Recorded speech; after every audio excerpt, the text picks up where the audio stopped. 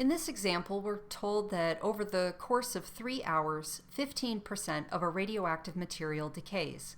We want to know what is its half-life. So we know that the decay will follow the expression the number of atoms we have at the end of the time interval is equal to the initial number of atoms times e to the minus lambda t.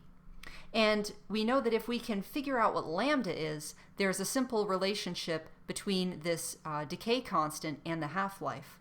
So a piece of information that we're told is that over the course of 3 hours, so that's the time interval, 15% of the material decays.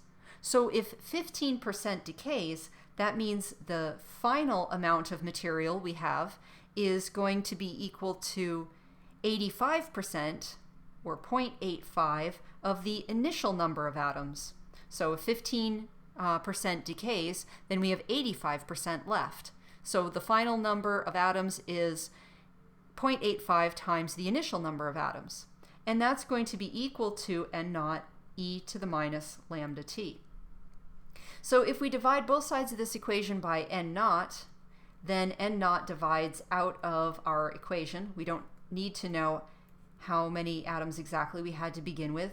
And 0.85 is equal to e to the minus lambda t. And I'd like to figure out what lambda is so I can get the half-life. So to solve this for lambda, we need to take the natural log of both sides. So we have the natural log of 0.85 is equal to, and then the natural log undoes the e to the, so we have minus lambda t. And so then lambda is going to be equal to minus the natural log of 0.85 divided by t. And in this case, the amount of time that has elapsed is 3 hours.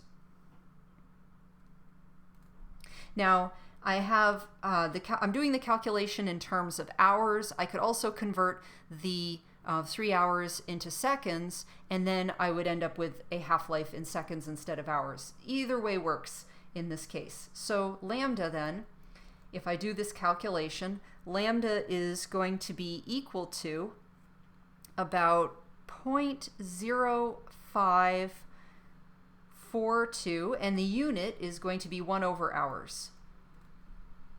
So that is the decay constant, and as I said before, I could have done it in seconds, and then my answer here would be 1 over seconds. So then the final step is to figure out the half-life, and I know that the half-life is equal to the natural log of 2, which is equal itself to 0.693, divided by the decay constant.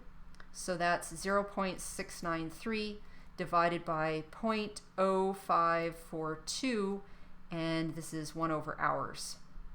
So then I end up with a half-life of 12.8 hours. So it will take 12.8 hours in order for half of this particular sample to decay.